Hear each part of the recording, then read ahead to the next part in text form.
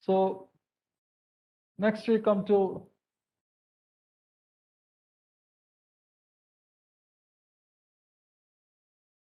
calibration, uncertainty, traceability, and maximum permissible error. Okay, first is calibration. So I don't know, there is a common definition of calibration. We'll see the VIM definition, which is a little elaborate definition. So study this well. The next three definitions are little long definitions. So please perhaps practice writing it down, etc. So what is calibration? So it's a very big definition. So it is basically an operation, some activity, something you are doing. So what do you do in which? So operation that under specified conditions. So the conditions of calibration should be specified. Okay, this is additional information. So it's just a prerequisite. It's in a first step. So there are two steps, in a first step and a second step. So in a first step, establishes a relation between the quantity values with measurement uncertainties provided by measurement standards. So a relationship you can establish only with quantity values. So a relation with quantity values provided by measurement standards. So what you are essentially establishing is a relationship between measurement standards and corresponding indications. So measurement standard is very low uncertainty. We assume it to be the true quantity value. And then what the instrument indicates, that is the corresponding indication. So for each standard value, you will get some indication. So you establish a relationship between the two. And of course, with associated measurement uncertainties. Okay, so this is the first step.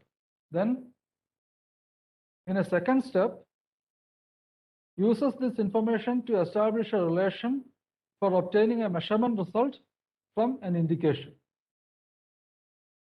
So this information is used to establish a relation for obtaining a measurement result from an indication.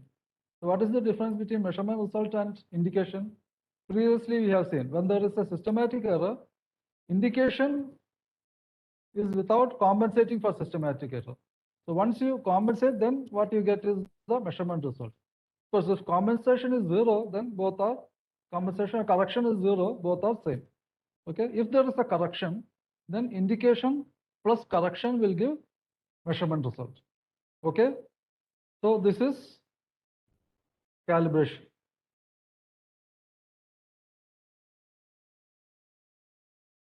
Okay, so any question?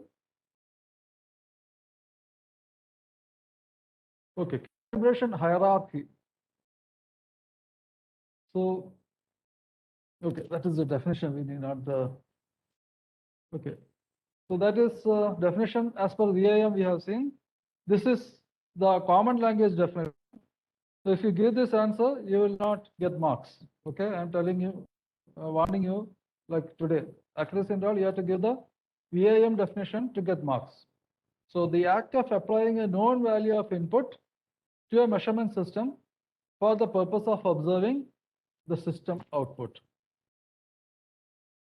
So this is somewhat the definition which is found in some books, like I think this is from Figliola or Dublin.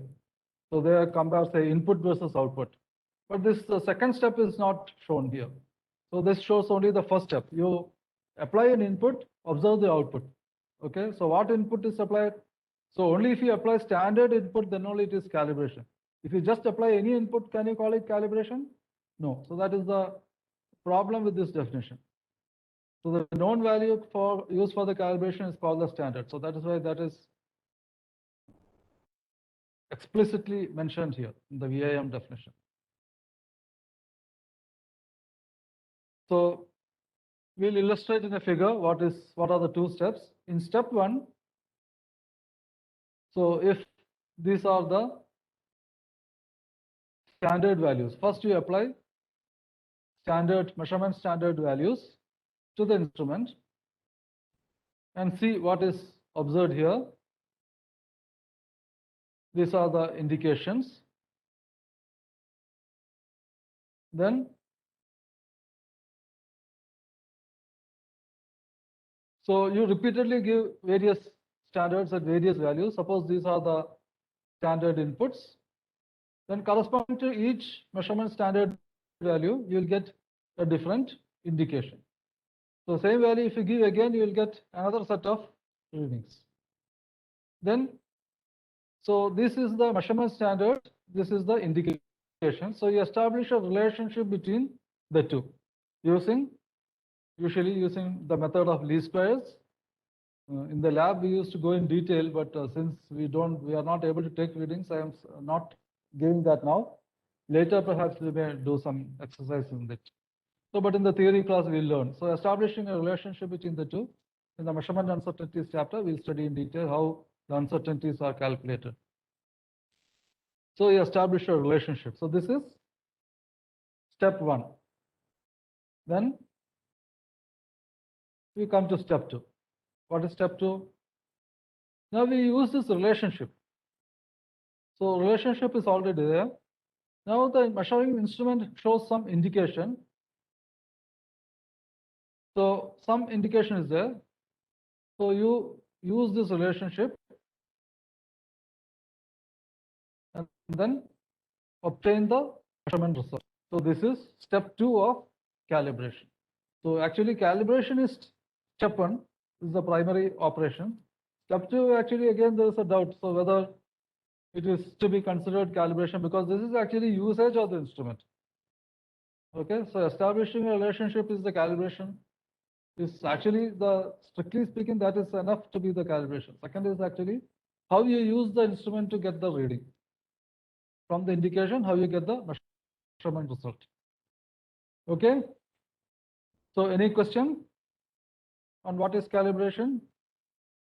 I think you have done calibration of venturimeter, etc. in your lab. So we establish you measure the standard input, you use a measuring tank, and the indication from the venturimeter, from the pressure, there's a mercury barometer, manometer, you read, and then you establish a relationship between the two. Okay, that is a primary calibration because the variables are not clear. Okay, so that is calibration. Okay, next we come to measurement uncertainty. So last definition also we use this word. So now this has become a big business, measurement uncertainty. So there are many websites on uncertainty. And our next chapter is on measurement uncertainty computation. So measurement uncertainty, first let us define measurement uncertainty. So measurement uncertainty is defined as non-negative parameter characterizing the dispersion of the quantity values being attributed to a measurement based on the information used. So this is defined as measurement uncertainty. So it is always not negative. So because many times you take square root, can be plus or minus. So it's the positive square root. Characterizes the dispersion of the quantity values. So if you have several quantity values, how are they dispersed? How far away each are? What is the range of values? What is the standard deviation of values? So these are all measures of dispersion. Being attributed to a measurement. What is measurement? The quantity intended to be measured based on the information used. So this is based on, so whatever information you have. Suppose you know you have been told that the instrument is calibrated yesterday, then you don't have to take any uncertainty because of the time passed since calibration. But suppose you are told that the instrument was calibrated 5 years back, then within that 5 years, so many things could have happened. So you have to include a component of uncertainty because of the time passed. Okay, so that is measurement uncertainty.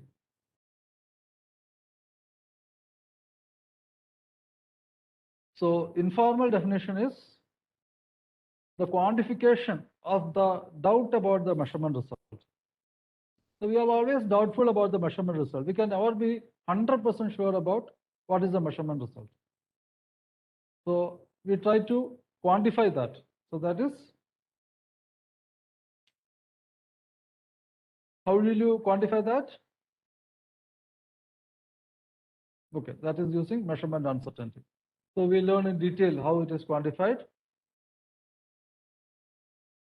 So we just learn the definition. So how we'll study in the next chapter. After completing this, next class on we'll go to measurement uncertainty computation. So next is traceability. So this is again illustration from the NPL UK website. So if two people are not talking about the same thing, what will happen? Actually, there used to be a discrepancy like this between the inch of the United States and the inch of the Europe. The measurement standards, there were some errors. But they did not affect industry because industry was using Johansson's gauge blocks as the standard. So because of that, it did not create much problem in industry. So historically, if you see, I think you have seen that video. Oh, I forgot to value that yesterday. Okay, so that is, if you have seen the video, you would have seen the history of the meter, how it was stored and meter bar got burned out, etc. So traceability. So what is traceability? First, let us define. So in the VIM, it is called metrological traceability. Because there are also, for example, in the case of medicines. So if many times the drug inspector recalls medicines of a certain batch, then they have to trace back what are all the medicines which are in that batch. Where is it now? So that is again sort of traceability, product traceability. So I don't know, you previously once Maruti had recalled a lot of vehicles. Anybody knows about that? So they had, it's actually some opinion of the transmission. So what happened was they got the opinion from forgot the company.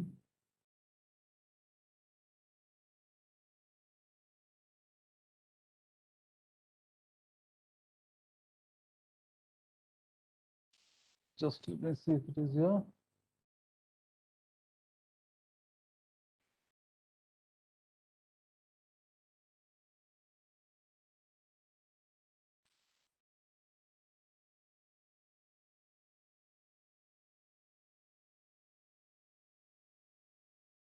See, there was a small number of defective pinions have been fitted in the steering assemblies of Maruti 800 cars. These defective pinions will be in cars with chassis number so and so.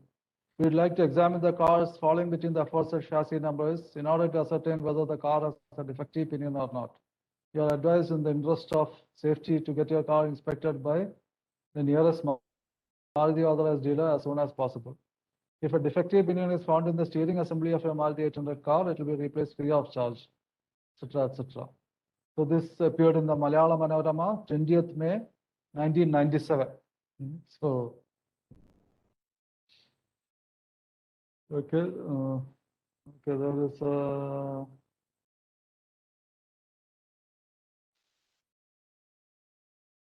okay, this actually, I forgot the name of the company. It was material was supplied by Mugan Steel. And Mugan Steel, they supplied the material to a gear manufacturer. I think it was something what Manon Gears or somebody in Kolhapur. And they supplied the pinions to Maruti. So later they think that it has to be some hardenable material, but it was not hardenable material. So Mugant later informed the gear manufacturer, then the gear manufacturer informed Maruti, and then this recall happened. So this is perhaps the first famous recall in India. So that's why it's of historical importance. So you should be able to trace back. So metrological traceability is ability to trace back the calibration sequence. So metrological traceability is the property of a measurement result whereby the result can be related to a reference through a documented unbroken chain of calibrations, each contributing to the measurement uncertainty. So it is a property of a measurement result. It is not a property of the instrument. So after you take a measurement, after reading, then that reading can have a traceability, not the instrument. The result can be related to a reference. What are the references? The international standards. By definition, they have zero uncertainty. Through a documented, unbroken chain of calibrations. So your instrument, that should be calibrated by another instrument, etc., etc. There will be a chain of contributions, each contributing to the measurement uncertainty.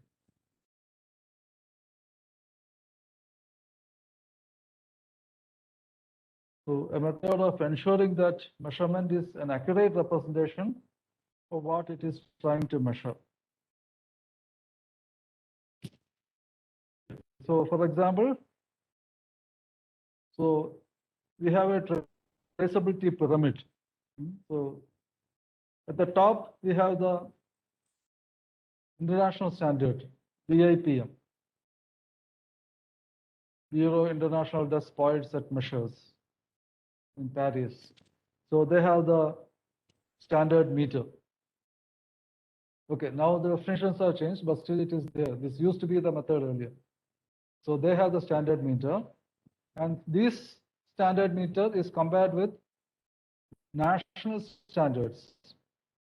So NPL UK is the standards body of, is the metrological standards keeper at UK. The NIST, National Institute of Standards and Technology, is for United States. National Measurement Institute of Japan, for Japan. In India, we have NPL in New Delhi. National Physical Laboratory is there in New Delhi. So this is used to calibrate the national standards measuring instruments. Then these are used to calibrate the instruments used in standards laboratories. And they are used to calibrate the instruments in the masters in the company, and that is used to calibrate the instruments on the shop floor. So like that, we have a chain of comparisons. Okay, so this is how the traceability chain goes. A traceable measurement is one which has an unbroken chain of calibrations going back to the primary reference standard with uncertainties calculated for each calibration. So at each stage, what is the uncertainty should be given. Okay, if you simply say this is measured, but there's no uncertainty given, then it is not traceable. So the traceability, should be every stage the uncertainty should be known. So is this lab traceable? I don't know. Anybody seen this lab?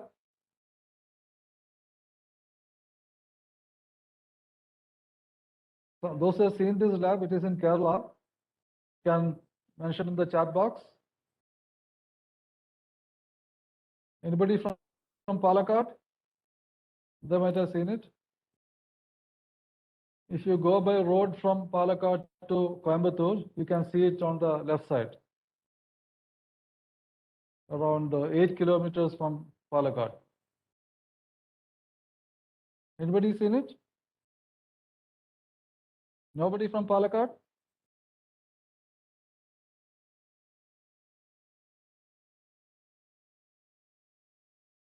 Okay, so this is Fluid Control Research Institute at Palakkad, Kanjikode West. So I was working next to this at Instrumentation Limited. Actually, FCRA was established by Instrumentation Limited So this land was part of Instrumentation Limited. So when I joined, it was work was in progress, and shortly after it was inaugurated. And of course, we used to get things calibrated at FCRA. So their masters, they are getting it calibrated at NPL New Delhi. But labs are not traceable. Only a measurement is traceable. So if you say that lab is traceable, it is incorrect. So of course, it is connected with traceability. It is an accredited lab. It is accredited to NABL accredited lab. So now we have, okay, even for medical measurements, we have laboratories which are NABL accredited. So what does that mean? So, okay, so the readings should be traceable in an accredited laboratory. So is this instrument traceable? No, instrument is not traceable. So only a measurement made by this instrument may be traceable. So calibration, traceability, and uncertainty. We have a hierarchy. So the BIPM standards are supposed to have zero uncertainty, but now of course there's a difference in the terminology, so there may be some uncertainty there also.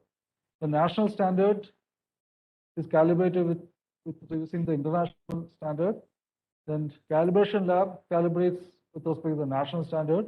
The company's master is calibrated with the laboratory, and company's production equipment is calibrated using the company's master, and the produced product is calibrated, is measured using company's production equipment. So at each stage, the uncertainty keeps on increasing. Okay, so measuring equipment should be tested against a standard of lower uncertainty, otherwise it is meaningless. Okay, so if you use a very wide uncertainty instrument for calibration, the resulting uncertainty of the instrument will be much more, so it is meaningless.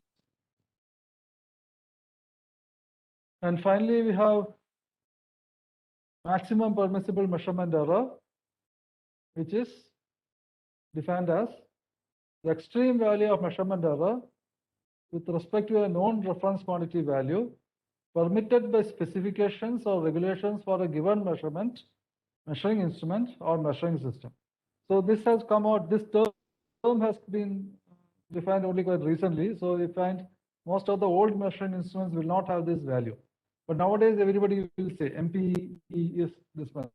If you see the catalogs of latest measuring instruments, the costly and good instruments, they will have a standard according to this. But even Mituto, many times they are not giving, they are simply saying accuracy, which is not in accordance with the standard. Okay, so this is maximum MPE, maximum, sorry.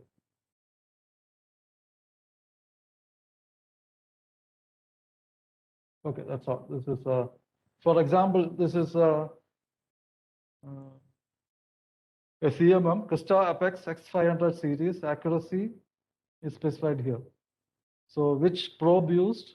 Maximum permissible E0 MPE, ISO 10360-2 2009, maximum permissible probing error. So this is the probing error. This plus the scale error will give the total maximum permissible error. So L is equal to selected measuring length in mm. Table below describes temperature environments 1 and 2. So temperature needs to be controlled. Last class, I think for some earlier class, somebody was asking about temperature environment. So we'll discuss about temperature later. But how to control temperature, that's again a big science. We'll not discuss in detail. And actually, many times we have we are not able to maintain that constant temperature as ideal. So because of that, our uncertainty will be more. Measurement uncertainty will be more. Okay, with that, we'll wind up. So those who have class next hour may please leave. Those who want to discuss anything can remain. So please, those who have class, please leave.